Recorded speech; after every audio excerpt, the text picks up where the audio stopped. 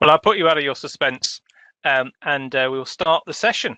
So, very warm welcome to the latest in Walker Morris's series of webinars. This week, we're going to be looking at managing your workforce. And in that, we're trying to make it a very practical guide in the context of sort of the hot topics of vaccinations, rapid testing, face masks, working from anywhere. And I think it's fair to say a year ago, or certainly sort of 18 months ago, those issues would not have been at the forefront of businesses, save for perhaps very specialist businesses where face masks were important. But now it's in the HR press, it's in the newspapers, it's on the news. And us as employment lawyers at Walker Morris, we're dealing with a lot of queries to do with getting people back to work and dealing with those issues of vaccinations, etc. So today I'm joined by my colleagues Charlotte Smith and Julia Patty, and we're going to try to wrestle with some of those issues. And the way we're going to try and do it is use a case study. And the case study, you'll be pleased to know, is hypothetical. I know we're joined by a lot of clients on the call, so we haven't picked on any of you, but we've picked some of the themes that we're having from advice over the last few weeks. And it is the last few weeks because, of course, again, we weren't having questions about vaccinations 3 months ago, 2 months ago, maybe even a month ago. So it's all pretty fresh. So we've done our best to pick a case study, and we're then going to be talking it through amongst the three of us. Hopefully that will deal with many of the questions.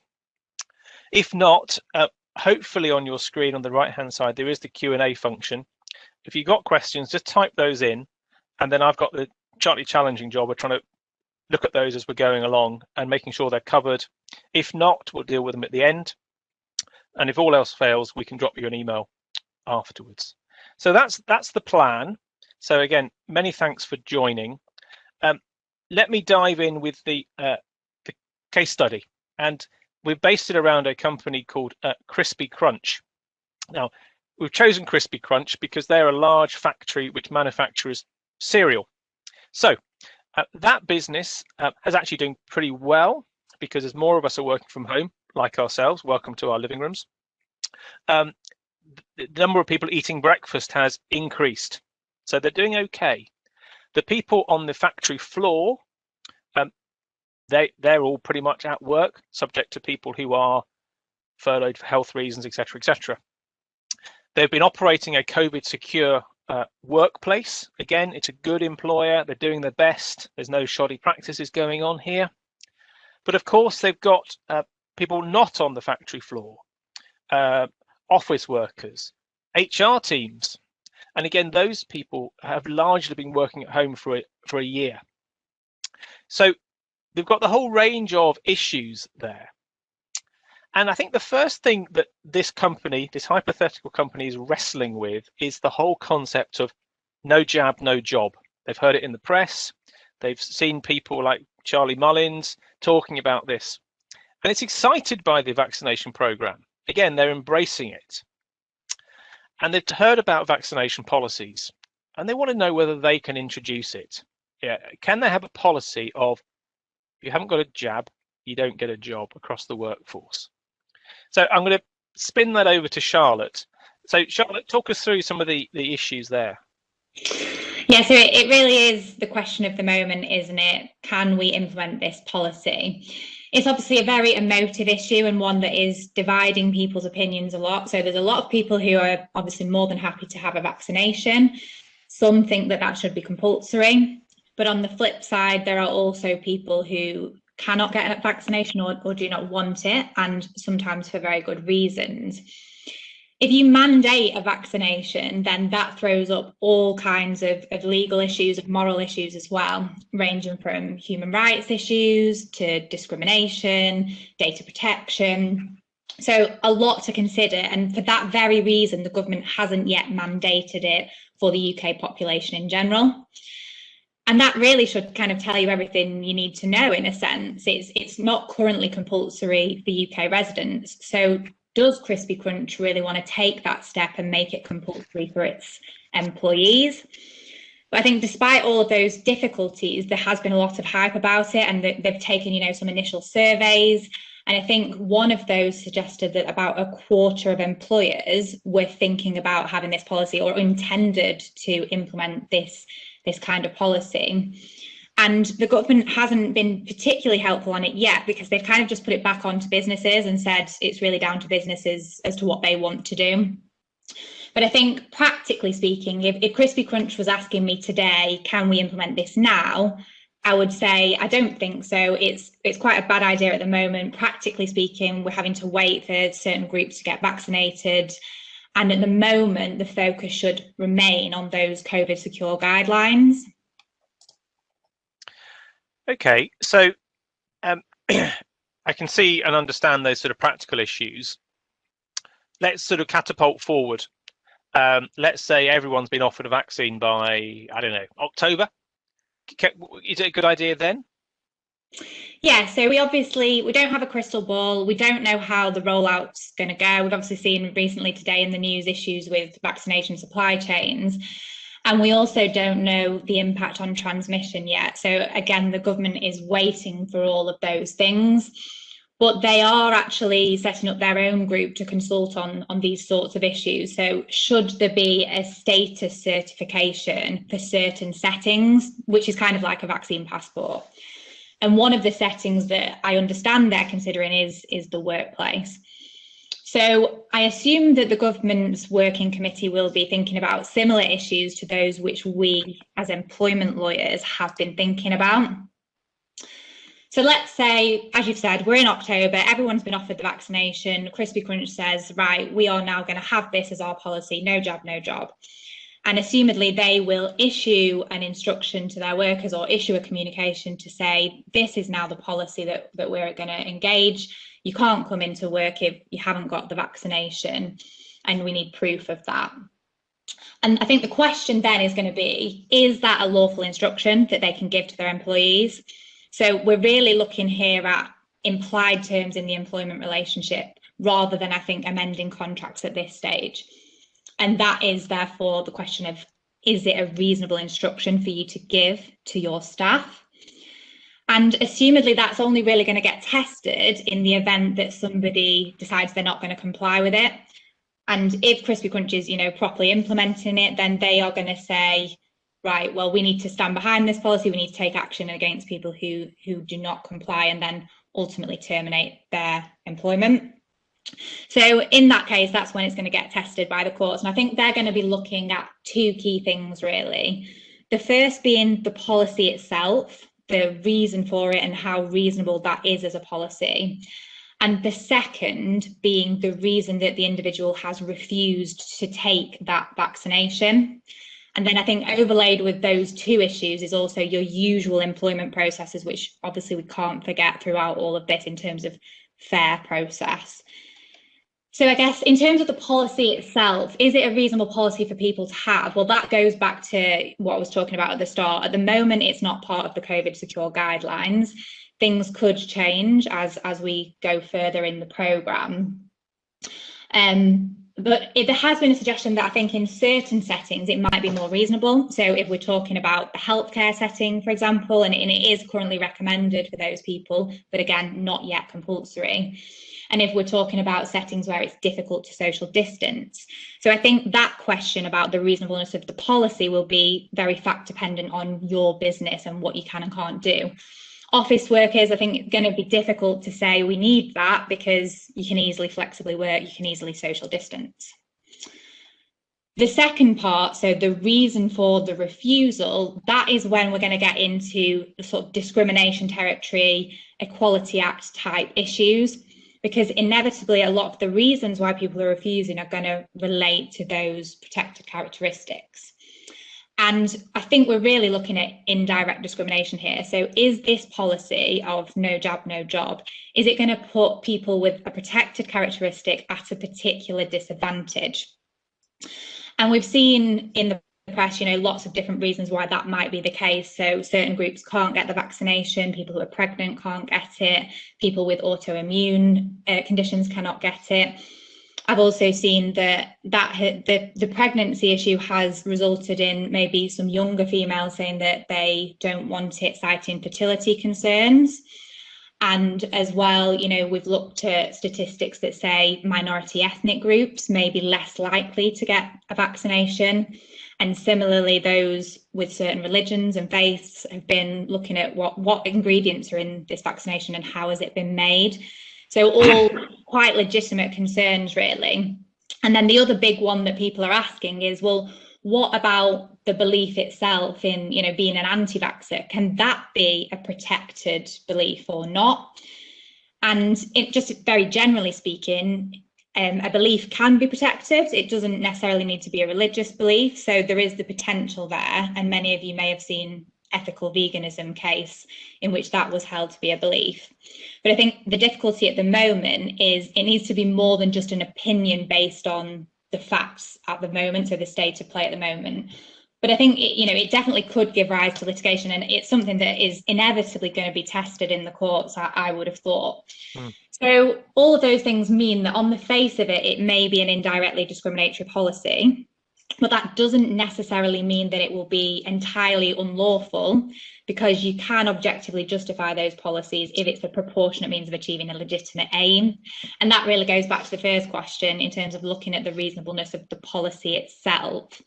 What's the legitimate aim? Well, we want to ensure the safety of the workforce, but it goes even further really in the discrimination context, because if there's a way in which you can implement that legitimate aim in a less discriminatory way, then I don't think that it's going to be lawful. So I think in conclusion to all of that, it's a possibility that this sort of policy could be implemented down the line by Crispy Crunch. But I think there's certainly going to be legal difficulties and challenges that they will face. And that is putting aside all of the other issues as well. And, even just normal employee relations issues. Is that going to result in a divided workforce? Is it going to result in you losing good people? So I think those are the difficulties with it. So if we thought furlough was complicated, welcome to vaccine land.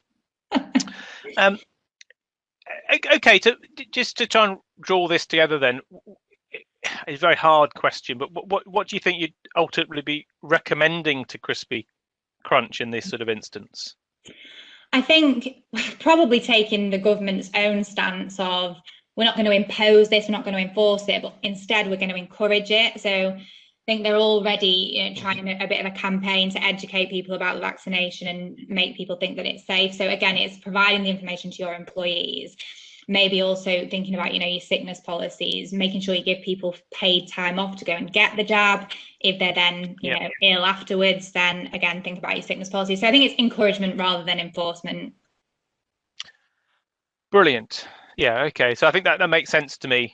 It's premature to implement a blanket policy, but let's see how the government sort of does their review, etc. Okay, so Crispy Crunch is still on the phone to you, and they're still asking more questions, saying, okay, what about testing? Yeah, because Crispy Crunch has got it in its head. It's concluded it's too early to decide about whether to have this no jab, no job. But they're thinking that we need to do something. We need to be seen to do something. What sort of short-term measures? And they've come across the government's lateral flow testing program. And they want to ensure that all employees are required to take the test before coming into the factory.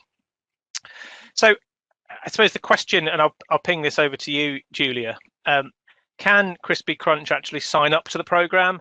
And if so, can they force people to take a test before coming in to the factory in this example? Well, the answer to the first part of that question is simply yes. When the government did initially roll it out, it was only to businesses with 250 employees or over. Then they went down and increased the scope to those with 50 employees and over. And now actually, since the 6th of March, it's open to everyone, no matter what kind of number of employees you've got. And this has actually resulted in a massive increase of uptake. I think at the beginning they had around about 100 businesses sign up to the program. Now we're up to 48,000 businesses actually showing an interest, with over 9,000 businesses actually having completed the registration form. So my answer is 100% Crispy Crunch can definitely sign up to the program, and it's got obvious benefits, and if they manage it correctly, it obviously will help their workforce in managing any outbreaks of COVID. With any new kind of scheme, though, they need to be mindful of, there could be some hiccups down the road. So they might want to think about, actually, let's take a sample of our factory workers first and then roll it out. Now, taking that second part of that question, can we force them to actually take the tests? The answer is simply no. The government's made it very clear that they cannot be mandatory, they have to be voluntary, and that's actually reflected in the terms and conditions that the government actually gives out to businesses like Crispy Crunch that actually want to sign up to the program. So again, the focus here is get consent, and reiterating what Charlotte said, is communicate everything to them, and basically communicate in a positive way to show them actually the benefits of testing. Okay, that's helpful. So, and if what sort of reasons are we seeing for employees saying they don't want to take the test? Well, firstly, it is quite an intrusive and uncomfortable test. I'm sure a lot of people on this call have had one done, and it's not pleasant. Now, these kind of concerns could actually be heightened to maybe people with disabilities, i.e. autism, and it can also obviously raise anxiety. So people suffering with anxiety might not want to, at least twice a week, is essentially what the government's saying is the amount of times we have to take the test. They might not want to sit there and see if they're actually going to be sent home that day. So that's something they need to think about. The other kind of aspects of why people might not want to sign up to it is because, from a social point of view, people might not want to risk having to be told to stay at home again for 10 days. We've been at home for a lot this year, so they might not want to increase their risks of having to do that, even though in a social context they should. On the other side of the coin is the financial aspects. If they're told to go home, they might only be paid SSP, statutory sick pay. Now, obviously, Crispy Crunch can solve that issue and bolster up their sick pay, but I guess something else to think about in that respect is that's fine for Crispy Crunch's employees, but for anyone they live with that will also obviously need to self-isolate, their employer might not be as generous. So again, you'd focus on the positives and, as we said, bolster up that sick pay to kind of put those. Okay. So the client's Crispy Crunch has got its head round these sort of issues, so that they still want to crack on. What do they need to be thinking? What's on their shopping list to think about in implementing the policy? Yeah, so taking a step back, what they need to think about first is, and what they need to determine is, what are they trying to achieve through workplace testing?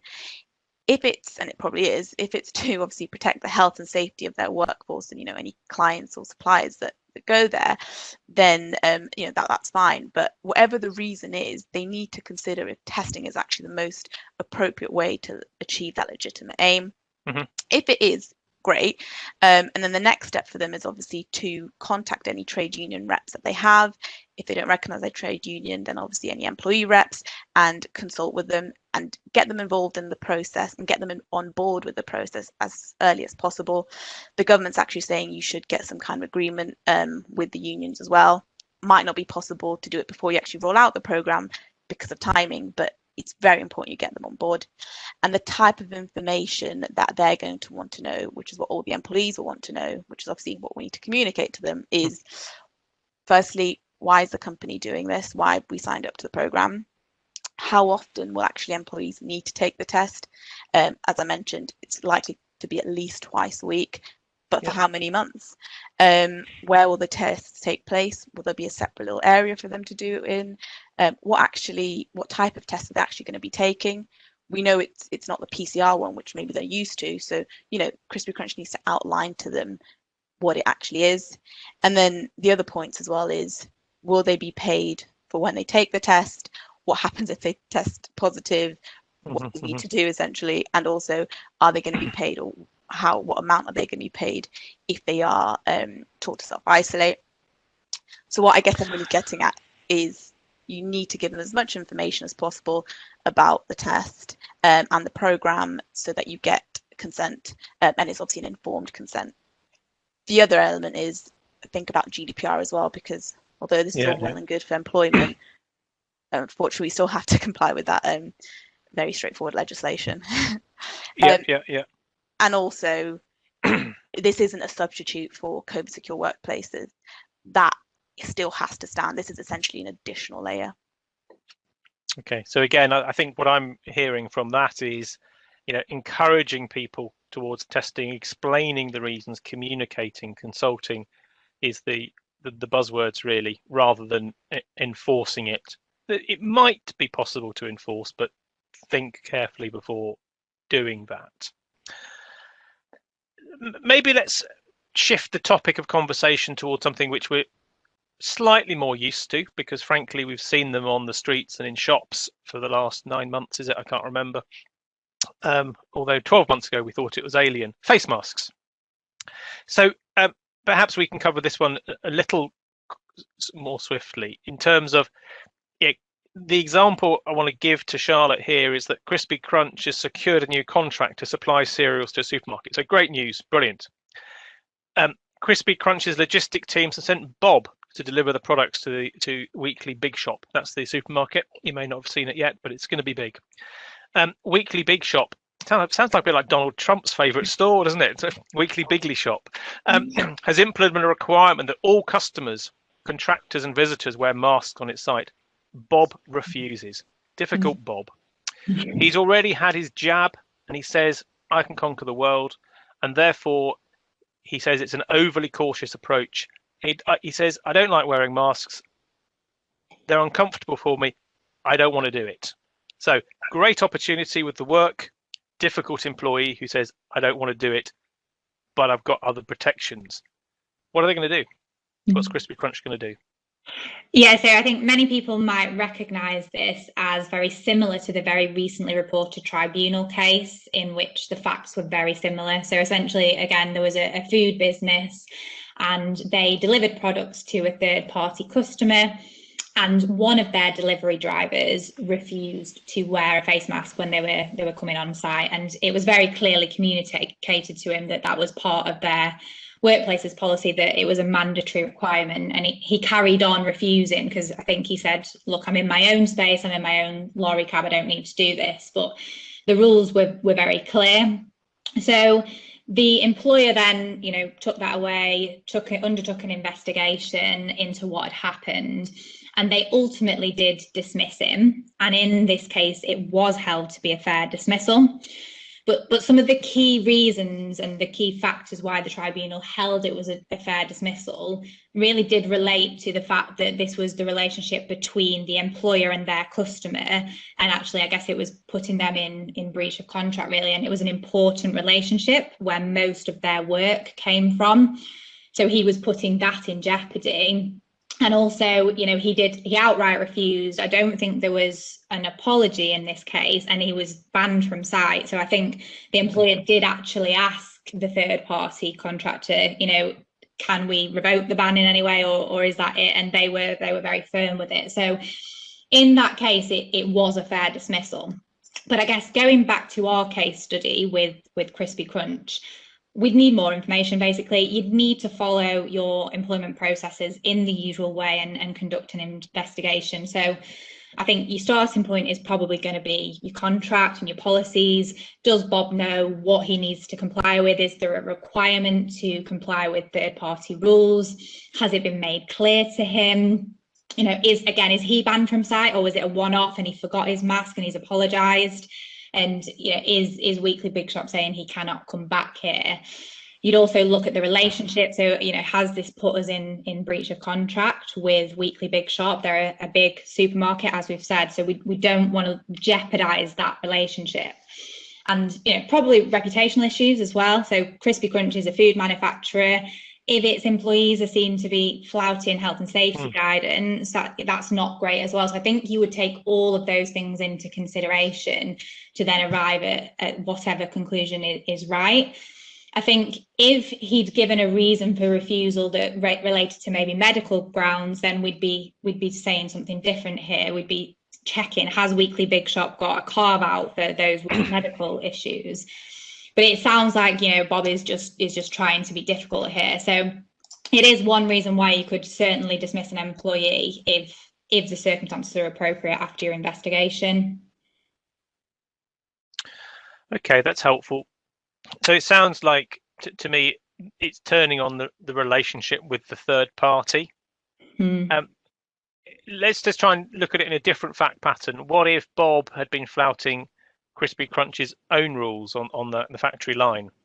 Yeah, and again, I'm not aware of this having been tested yet, but it is a strange outcome. But I think the analysis is slightly different because we can't really rely on the importance of the relationship and the breach in that way. But again, it's a case of following your processes through. Is this a policy that you've communicated to Bob? Are all employees aware of it? Are you treating all employees consistently, or are other people just flouting those rules as well? So it's an investigation in the usual way. And is it a reasonable instruction? There are other ways, obviously, that we need to ensure COVID secure workplaces. So again, is it required to have a face mask? It's all those kind of questions. And having the usual dialogue with the employee who has refused, I think. But to me, it feels maybe more like written warning territory, and then continued breaches are potentially dismissals, but it will entirely depend on the circumstances again, I think. Okay, that's helpful. And from your experience of dealing with clients with this stuff, any practical tips about sort of implementing any rules in this area? Yeah, I mean, I think it's difficult, isn't it? Because we're getting updated guidance from the government all of the time. So it's very difficult to keep up to speed with what is the COVID secure guidance, have things changed. So employers obviously need to stay on top of that and then amend their policies accordingly, but make sure that that is being communicated with employees. And again, the emphasis is on this consultation and collaboration with employees and maybe trade unions as well, if Crispy Crunch has one. So always consult about new policies, and then if people are breaking rules, consult about reasons for refusal. Okay, so if I'm getting this right, if having kicked it all around and the customer here really isn't happy with Bob's behaviour, and you've pushed that avenue, and it means that you can't deliver the product, and if that client is important, all clients are important, but some are more important than others, as it were, then it could well be that following the right processes, Bob's going to be going. He's going to end up being dismissed. Yeah. Okay, that gives us a little bit of control. I think the next thing I want to talk about is, again, probably moving slightly away from the factory floor and the logistics operation. Those people, they've been working away, leaving the home every day, whereas all of us at Walker Morris, we've 99% been at home, and that's probably true for many of our clients as well. And to an extent, I suppose, here are it's going to be even more issues, because it's a lot of practical stuff, people getting back into it, etc., etc. And so coming back to Crispy Crunch, let's imagine the scenario of thinking, okay, I've got it sorted in my factory people and the logistics people. My team, let's imagine it's Jane, who's the head of Crispy Crunch's marketing department. And Jane doesn't like her people working from home, even though arguably they've done it pretty well for a year. But she says, no. She thinks they're all sitting around watching Netflix. Now, clearly, we all know, and that wouldn't happen with an HR team. This is just marketing, to be clear. HR people would never watch Netflix during the day. So those people, she thinks, I want them back in the office. And she thinks, okay, the government's put its roadmap out there. We're all going to be back to normal, whatever that means. So how far can Jane force the issue of getting people back into the physical office? Julia, do you want to give us your thoughts on that? Yeah, so I think Jane needs to basically be a bit more patient for a while, because at the moment the government's guidance is still the same. It's, if you can reasonably work from home, you should do so. You shouldn't be working from work, and this isn't set to change until at least the 21st of June, and that's obviously subject to us going in the right direction in terms of cases and all that. So at the moment the answer is no, you can't force someone back in now at the moment. But if she does have concerns about how people are operating at home, or maybe they're stealing company time, and those kind of things, she can, take positive steps towards that in terms of, well, initially dealing them in a, capability process like you would normally, and then also maybe upskilling herself and to see how she can essentially manage people remotely better. Those are the kind of initial things she can do. However, if we actually think about how it's going to look like in June, hopefully, or even later, then obviously we are going to be in a position where businesses like Crispy Crunch want to attract people back into the offices. Now, if Crispy Crunch turned around then and said, okay, everyone needs to come back in 5 days out of 5, it's likely that they're going to get a lot of pushback. And that's probably expected because people's circumstances have changed. You might have people that have bought dogs or moved away further from the offices, both things which I've done. So, with the expectation of, we don't think that we're going to have to travel into the office as much. So a blanket come back full time, it's going to meet some resistance. So Crispy Crunch really needs to now start considering what their working from home or working from work policy is going to look like, and actually analysing the benefits of having a flexible policy. And it has been seen that this kind of flexible remote working opportunity is actually seen as more efficient, because you get a lot less of chat with colleagues and work, so you waste less time. It's also shown to reduce stress levels. Again, probably not for the high HR team like us, but also it's going to reduce sickness and stress. So, and the obvious one is your Crispy Crunch will have access to a much wider pool of to recruit from. So there's definitely benefits. So once Crispy Crunch has analysed all that and decided, okay, for the business to be effective and efficient and actually be able to operate properly, we're going to put this flexible scheme in place, then if they still at that point, obviously they need to consult with employees, and you do that in the normal way you would, and obviously change any terms and conditions required. But if at that point you get employees unreasonably refusing to come in at all, and let's say there's no kind of issues or risk of discrimination, and obviously we can show reasons as to why we need them back into the office for those certain days, then you would start that disciplinary route, which you're well aware of and used to. Okay, there's a load of management. It's interesting. There's a classic sort of management stroke legal issue as well, isn't it, as to where you want the policy of the company to be, the culture, etc. And there's a load of phrases in there, such as you talking about wasting time talking to colleagues. Another person, just playing devil's advocate, another person would say, well, no, that's exactly the life of the office and how people learn and ideas spark off. So that issue is going to run and run. Let's just push it to the other end of the spectrum. What if one of her team, has been, it's a sort of person who's been living by themselves, he's going a bit nuts, wants to come into work next week? He's arguably Jane's favourite employee. I want to be back in. What do we need to do about that? So in terms of him, well, firstly, we have to look at the guidance again of what the government's told us, and that is, if you can reasonably work from home, you should be. If you cannot, then Crispy Crunch would need to ensure that it has COVID secure workplaces to allow those employees to come into the office. Okay. Now, taking this individual as an example, if he wants to come back in because he's been working on a tiny laptop screen for ages, and he's sick of it and he needs, bigger screen, then that would be an instance where. Oops, I think we've just lost Julia a little bit. Yeah, I think we've lost her as well. I think Julia was saying, oh, there you go, Julia's disappeared completely. Hi, sorry about that. Did you lose me? I think we're talking about working from home and the internet has broken up. Yeah, exactly. Okay. Can everyone hear me again then? Yeah. So I was just saying, if it's to do with IT issues, i.e.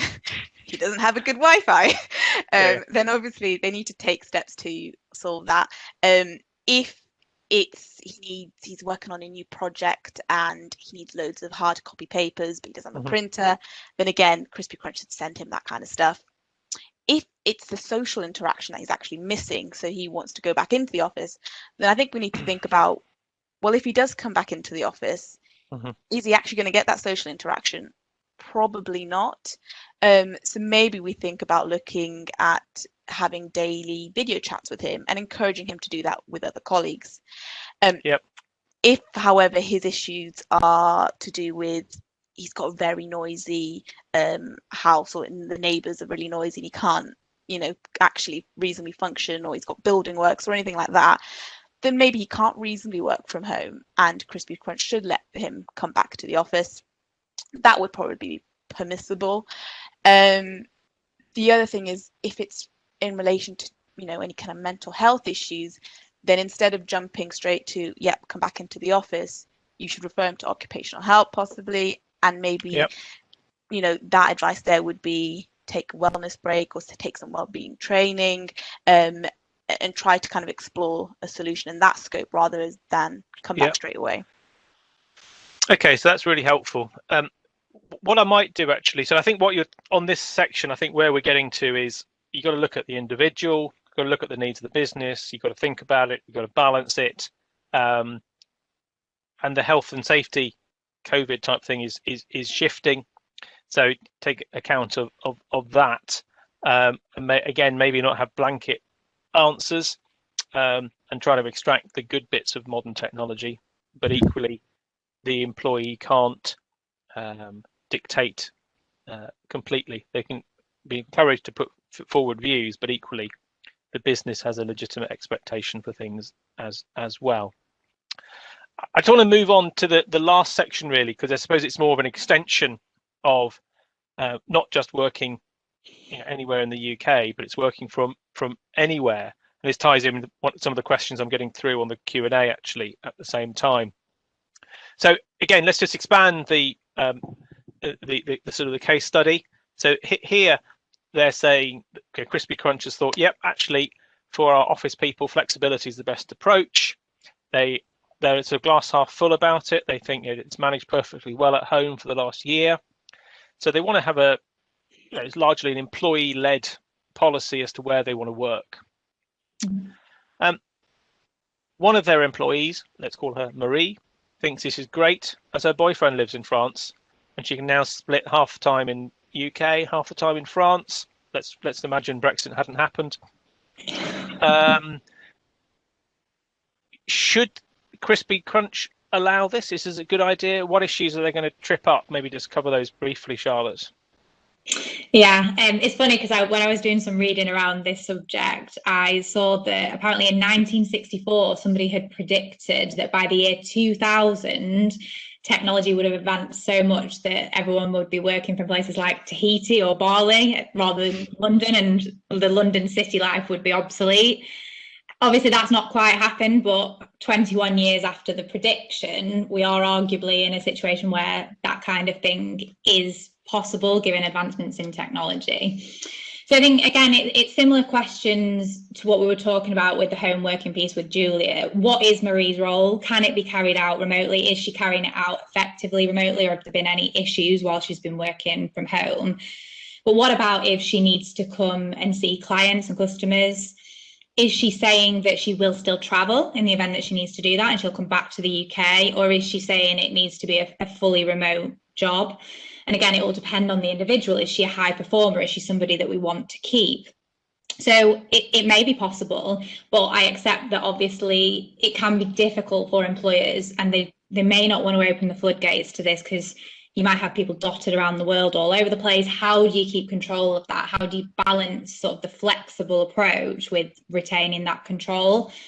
And then I think the added layer to that, so I guess in summary, Crispy Crunch could do that for Marie if it wanted to, but it needs to then think about other legal requirements as well, that it not just the usual home working requirements. So the added layer to that is her employment rights. If she is working in France, she's habitually working in France, she's probably acquired French employment rights. So you'd need advice on that. The regimes are different, the entitlements to holiday, etc. are different. So it's the cross-jurisdictional issues, I think, and if something goes wrong with her employment, how do you deal with that? Again, the retaining control and management piece. We once had a request from an employee to work remotely from New Zealand.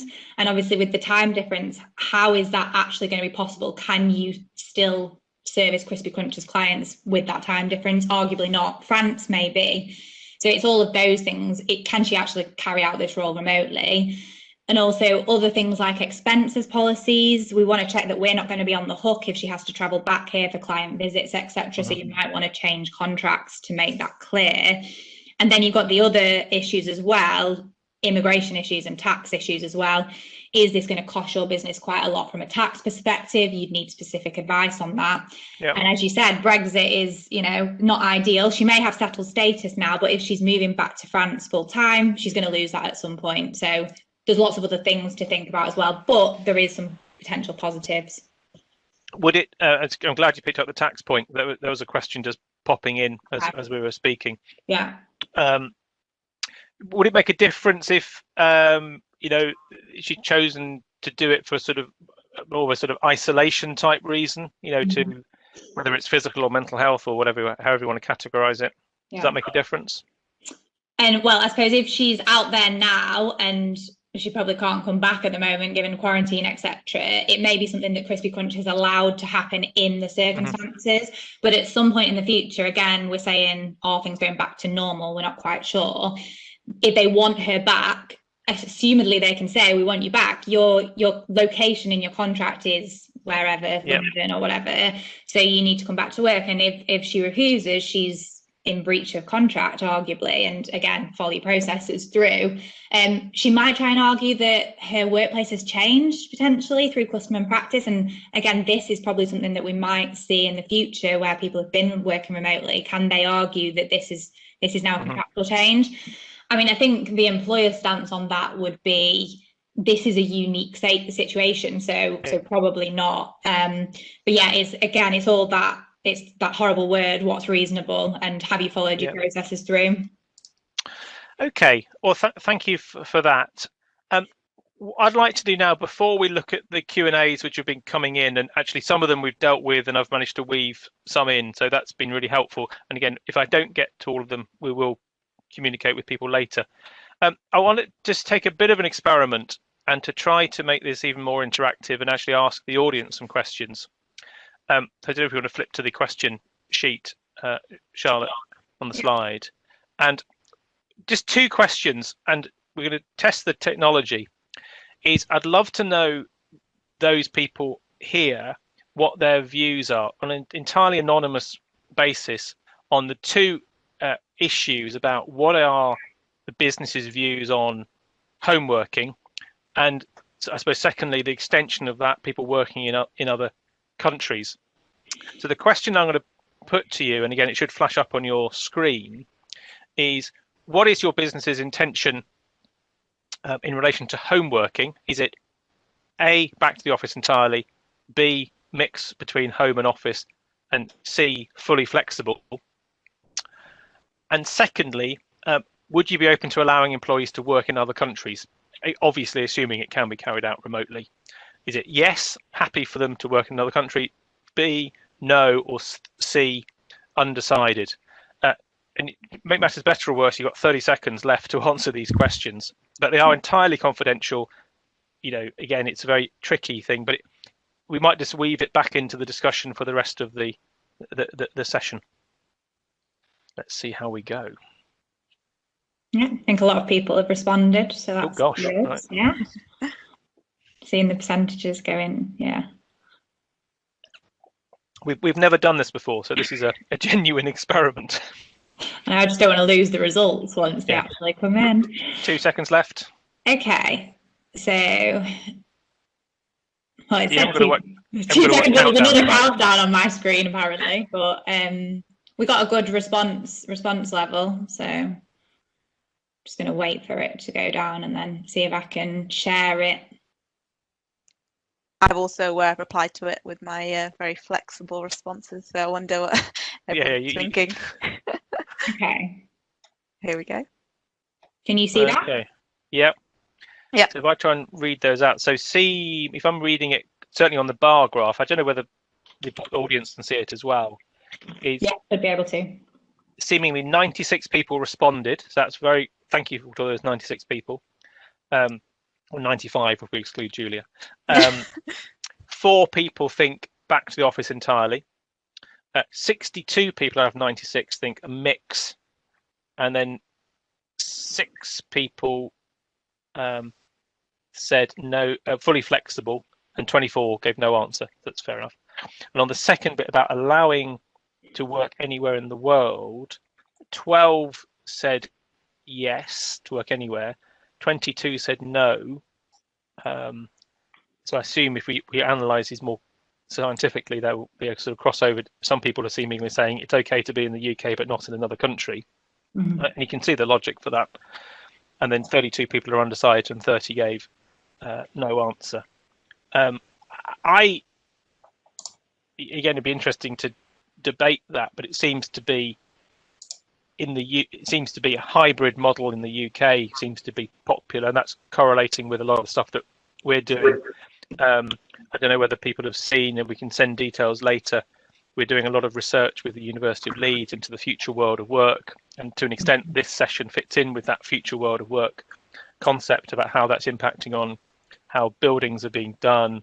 And again, there are more sessions on that if colleagues are interested in that, but certainly that sort of hybrid model is coming out from this ever such a simple snapshot survey that we're doing.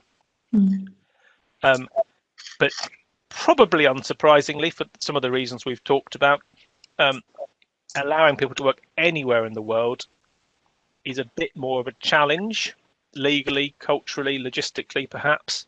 Although, you know, if you'd asked, it would have been fascinating, wouldn't it, if we'd asked those same questions 12 months ago? Yeah. I'm sure our views have become more liberal, if that's the right word. Charlotte, Julia, have you got any observations?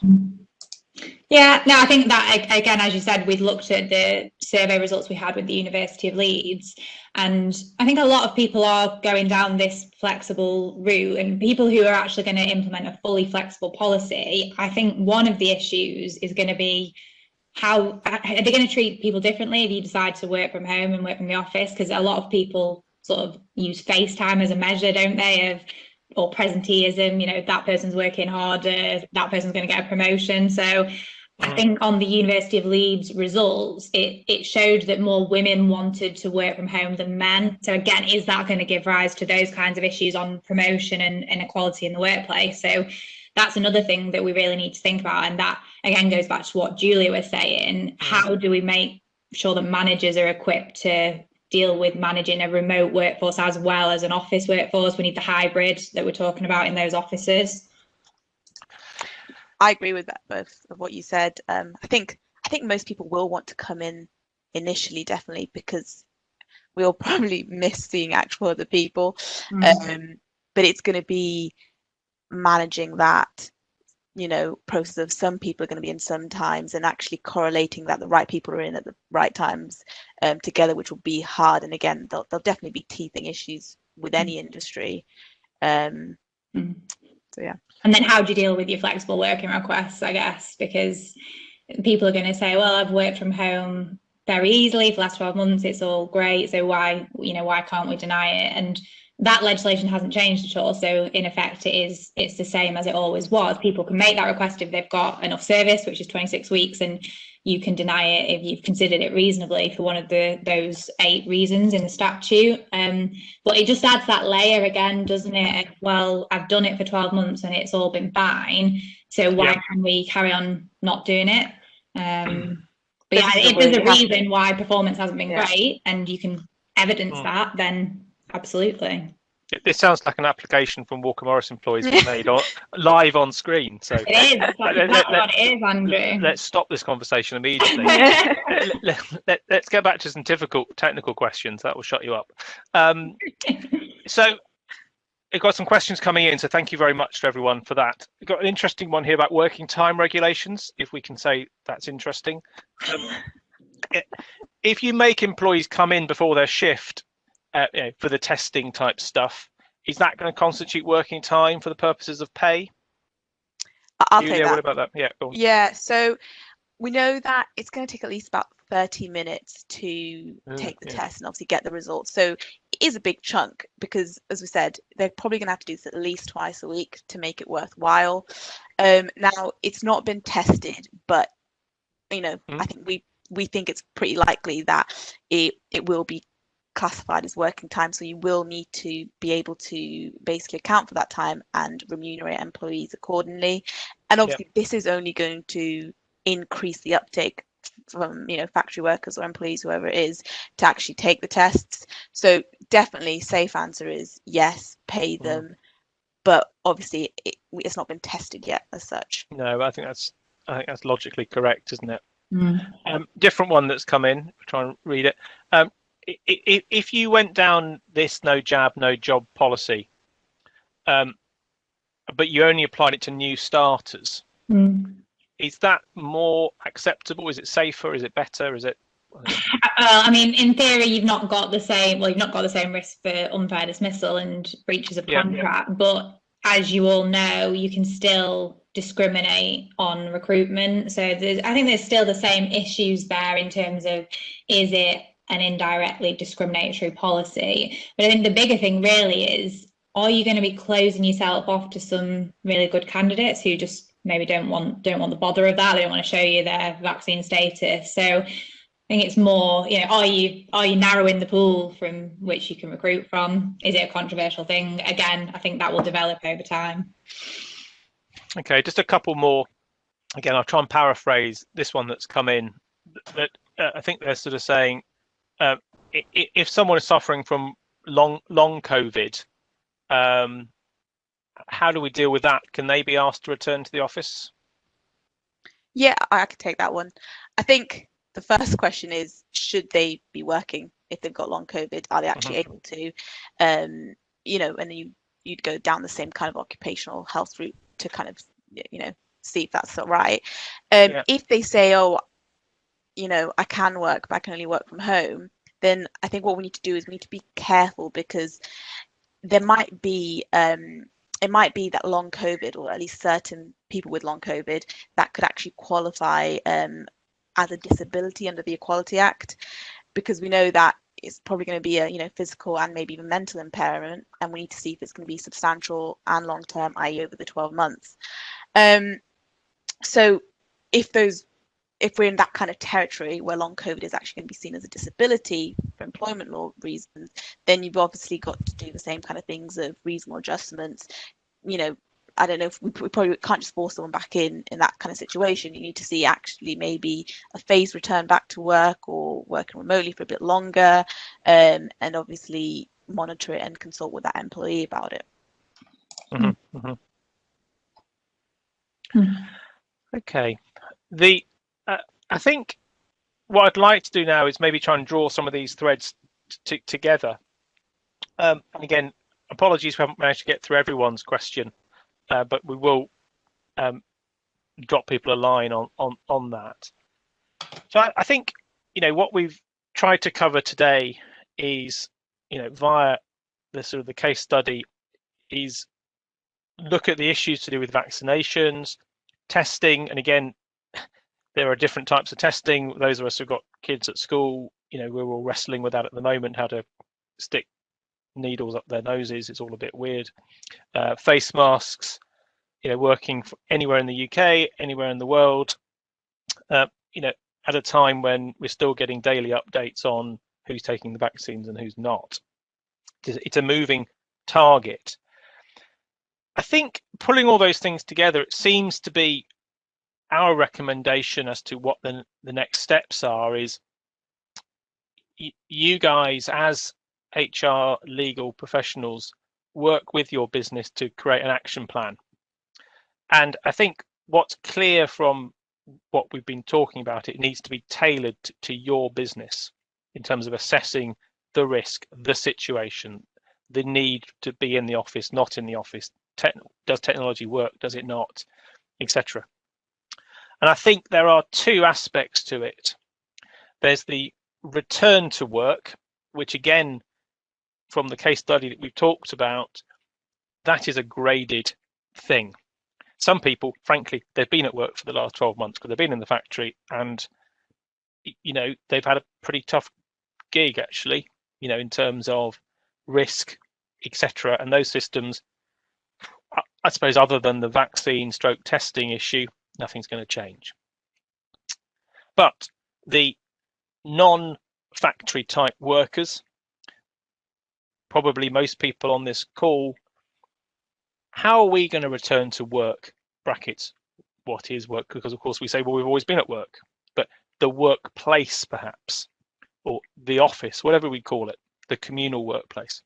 How are we going to do that, navigating vaccines, testing, face masks, necessity, obligation, encouragement,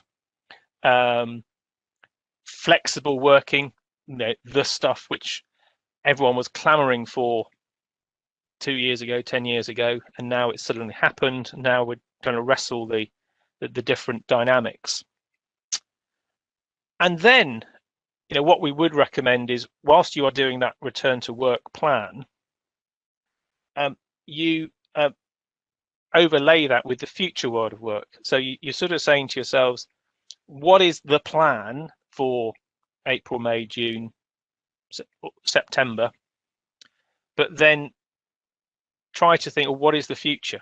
And that's going to link in, isn't it, to your real estate needs, everything else. And I think whilst it's sort of stressful, to my mind, it's good stress, because it's like, oh, this is quite interesting. Everyone on this call is going to have an integral part in the shaping of their business. So this is our opportunity to be in the sun, really, as a sort of combined HR profession. So thoroughly recommend you get that sheet of paper out. Obviously, we're more than happy to chip in on that. If it's acceptable to people, what we'll do after this is we'll send a recording of this. So if there's things your colleagues couldn't hear it or whatever, that will be there. Secondly, I think we're going to do a sort of one-page summary of some of the key points coming out from the questions, etc. We'll send that round. This obviously ties in with legislation. So again, we'll send round details of our sort of legislation tracker and the other resources we've got on the website. Some of the issues we've talked about here are recruiting, retaining, where are we getting people from in a sort of post-Brexit world, immigration requirements, sponsor licenses and stuff. It's all in the same melting pot, actually, because again, the old adage is it's generally quicker and cheaper to retain people than it is to recruit people. Hopefully there are no recruitment people on the phone, because they'll be upset by me saying that. Charlotte, Julia, anything I've forgotten to say? No, I think you've covered it all. There's a lot going on. Yeah, it's exciting times. Yeah, exciting time to be a HR professional or an employment lawyer, because a lot of new things to grapple with. Yeah. So it remains for me to thank everyone for dialing in. We will endeavour to go through the questions. I haven't managed to get through all of them. We'll reply to those. Other things, you've got our contact details. And until we meet again, and we'll send the details of the next webinar. Take care and have fun if you can. Okay. Thanks. Have a good afternoon. Thanks. Bye. Bye.